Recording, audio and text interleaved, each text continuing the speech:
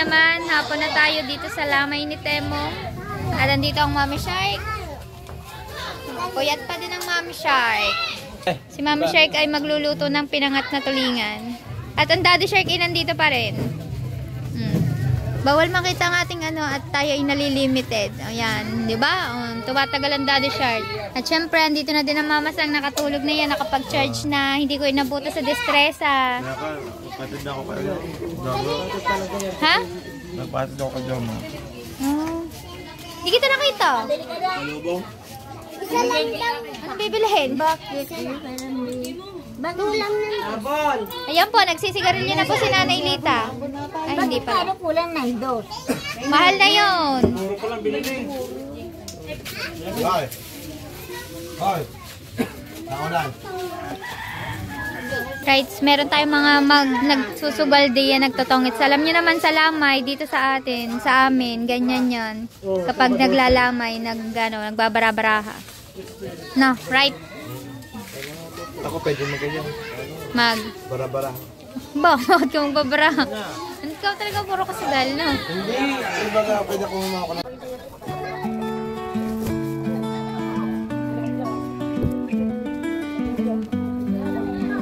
Meron din lang kami sa kalat eh.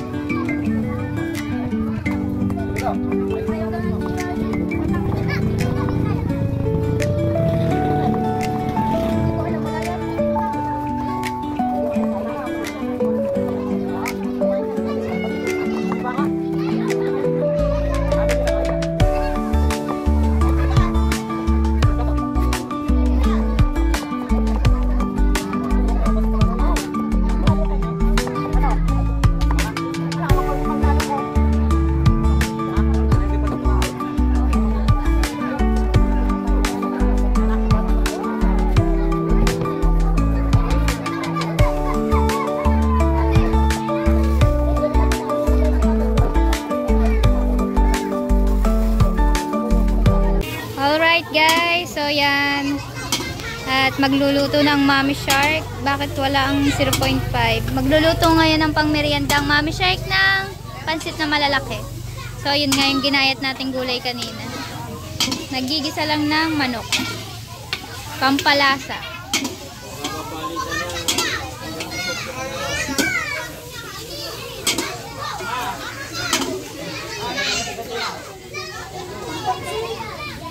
Guys, luto na ang pansit. Thank you sa Mommy Shark.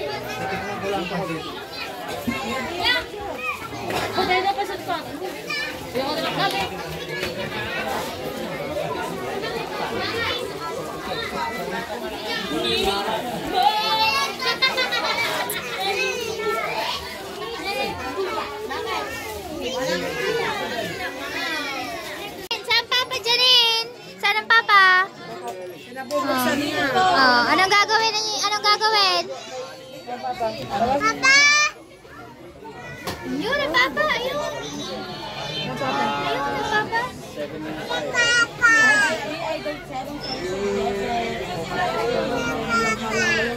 Gising ang Papa! Papa! Tutulog ang Papa! Chilas. Ayun, ang chinelas ng papa na. Ayun sa ilalim, di suot ang chilas. Suot daw ang chilas, sabi ng anak na bunso.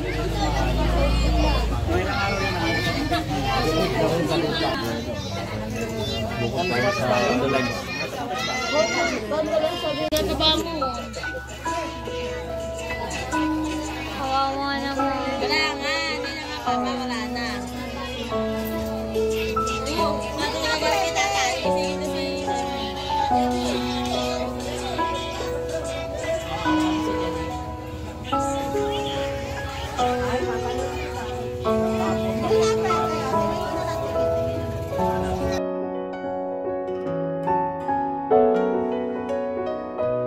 In the morning light, when the world awakes, I see your smile, and my heart just breaks for all the love you've given and all that we share. I promise you.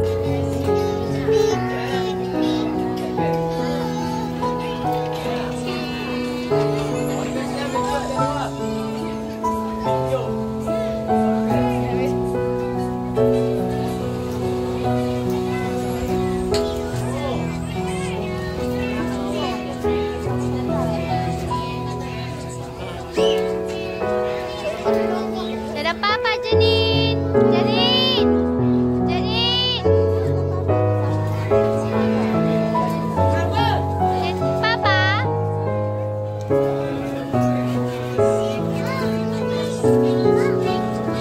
Huwag mo nga daw gising, sabi ni Janica. Bawal gising ang Papa, bawal gisingin. Bawal daw gisingin, papa, sabi ko rin. Sasakit ang tiyan ng Papa pag nagising na.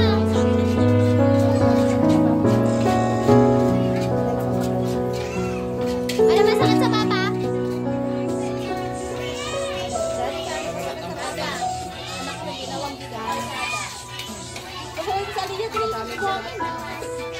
Ano masakit sa Papa? Bulate.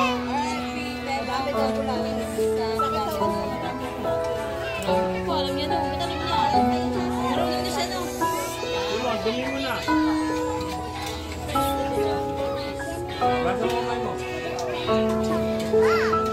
Wag sakit daw tiyan, Papa. Sakit ang tiyan ng Papa. Janine. Janica. Ano masakit sa Papa? Tiyan.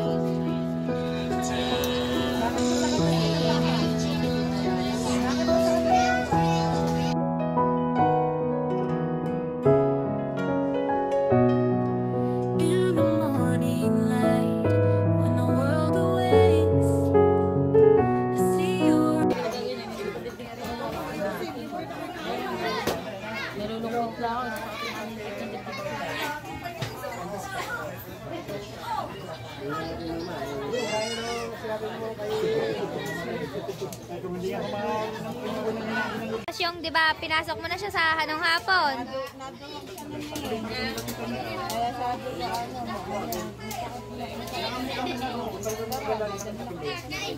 Pero nung nandun na yung sa loob ng bahay niyo, ayun pa rin ang hinihigaan niya. Hindi na.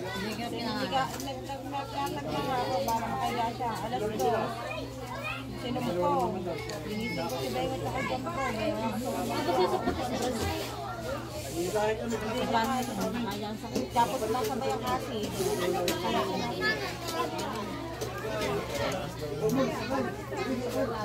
Pero ang saya talaga ni Temong nung sa folding bed na bago, no? Hindi ko alam niya sa kanan ko sa amin. Komportable siya. Ito ba? Buta na higa. Ayun ka galing dito. Hindi ko ba napansin? Kaya pala na lang hinihiga na. Pa-birthday ko yun sa kanya. Oo nga, papatay mo nga sa kanya. Sabi ko, ganda pa ng kulay. Kapulay na ako dyan, pero hindi yung kulay yun. Di ba parang siya, camouflage na yun.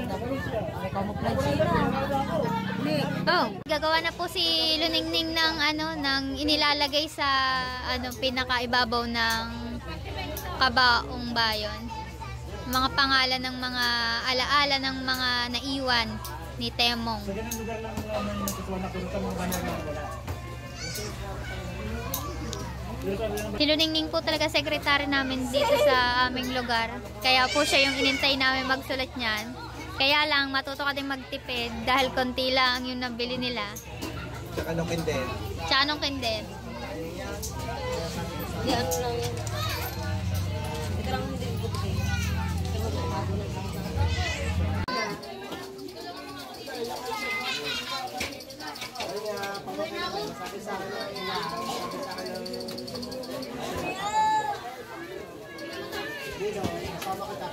Ayaw yata ni Temong eh.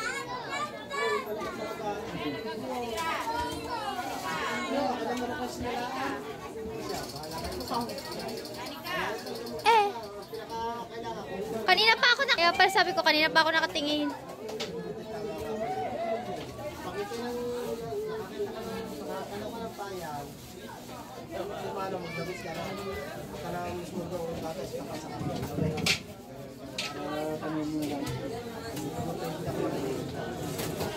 Janika, sabihan niya, Janika.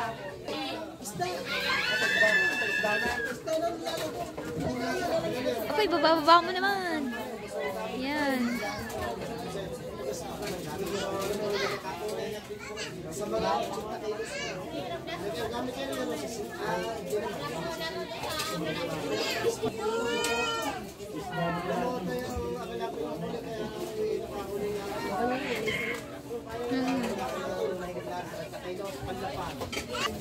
Tulog. Ha? Tulog. Tulog, puyat yun eh.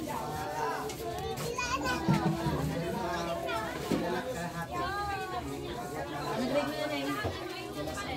Break ka lang.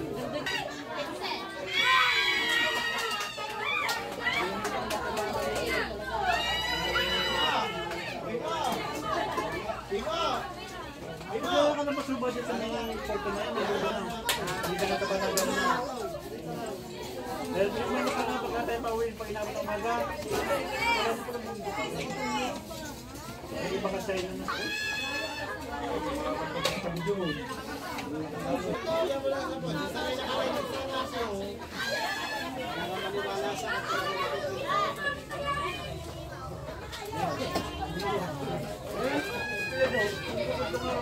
Sa panagalan niya natin. Itabo na. Buha na katulong sa malaya. Ano sa naman, pag hindi medyo napasarap.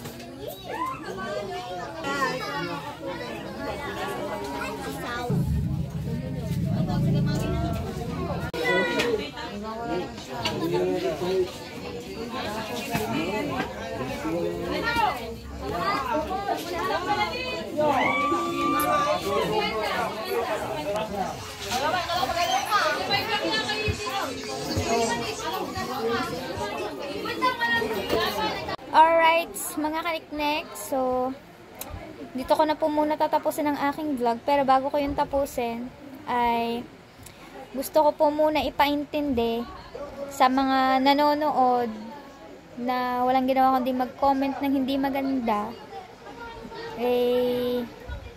mas wag na lang po kayo manood. Nakikinood na nga lang po kayo, masama pang comment nyo.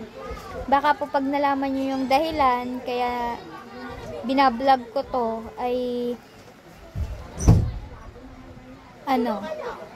sumama pa ang loob nyo sa akin. So yun, kaya ako nga binablog ang gantong pangyayari. Di ba po, na-announce ni Idol Japper na kasali po ako sa challenge para kay Temong. Tapos, kanina lang din naman po, sinabi ni Idol Japper na hindi na po ako kasali. Tinitigil niya na yung challenge kay Temong. Pero, marami na pong nakakaalam na viewers na kasali po ako sa challenge.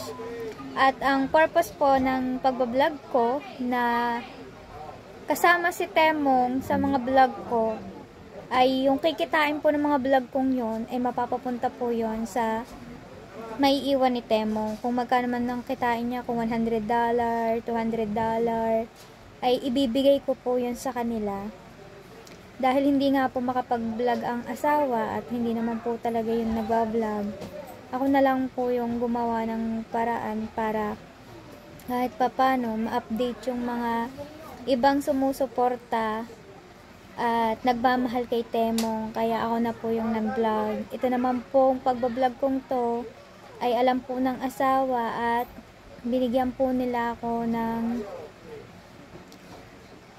sinabihan ko sila at pumayag naman po sila na i-vlog ko kasi nga malaking tulong din yan para sa kanila.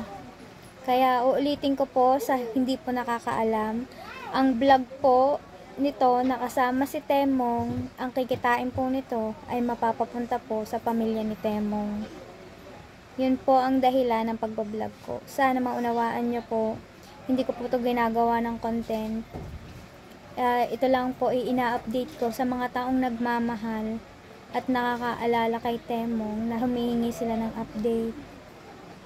Hayaan nyo po, kapag pinatigil na po ako ng asawa ni Temong, kapag sinabi po niya na, ate, wag mo nang i-vlog, dun po ako titigil. Kanina nga po, pinagbablog pa ako ng asawa niya dun na, nandun kami sa Purinaria, pero hindi ko talaga kayang i-vlog. Nag-okay naman siya. Tapos, eto, napakasimple lang naman pinapakita ko lang sa inyo kung sino yung nakikiramay. Hindi ko naman pinapakita si Temong. Tsaka, itong vlog kong to, ipapakita ko lang sa inyo yung naging itsura ng ng lamay ni Temong. Tapos, yung mga reaksyon ng mga anak niya.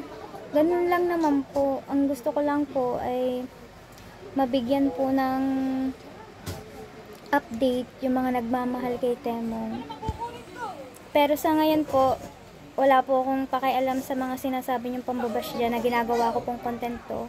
Dahil yung kung sinasabi niyo pong pagbablog, kapag kumita po yan, ay mapapapunta po yan sa mga anak ni Temong, sa asawa ni Temong. Yun lang po yun, para makatulong po tayo.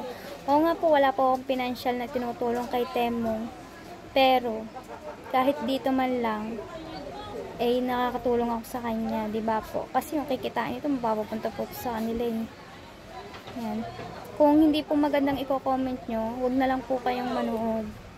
Dahil hindi naman po talaga yung mga kagaya nyong basher ang binibigyan ko ng update. Yung mga taong nagmamahal kay Temong, yun lang po yun. So, hanggang dito na lang po ang aking vlog. Bukas na lang po ulit ang update at bukas po ay birthday ni Temong. Bye guys! Thank you for watching and God bless you all.